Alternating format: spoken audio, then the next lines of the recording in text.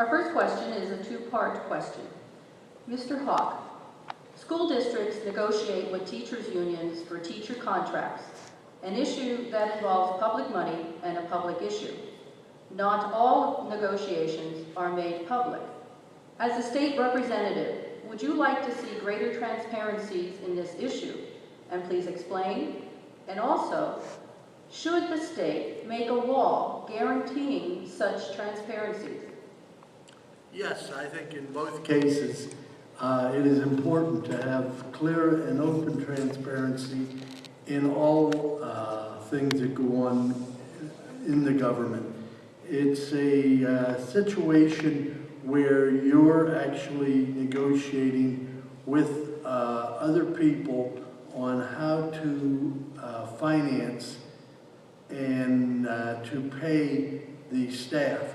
This should definitely be open to the public so we know what we're paying for and know we're getting what we're paying for. And that's it, I thank you. Thank you, Mr. Hall. Mr. Eisenhauer.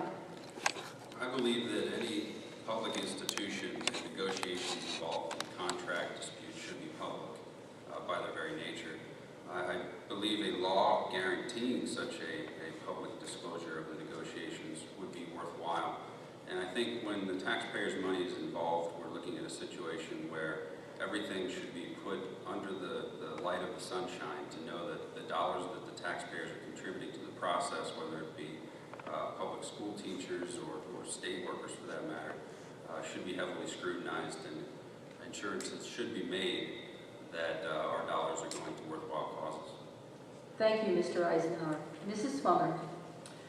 I do believe that negotiations on teachers' contracts should be made public at some periodic times during those negotiations. I think there should be a chance for both sides to give their opinions on progress and report what their negotiations have resulted in, and share that with the public, because yes, it is public money that's paying these salaries, and I think the public should have an opportunity to hear how the negotiations are proceeding, and also have an opportunity for input into those very negotiations at the public meetings, at school board meetings.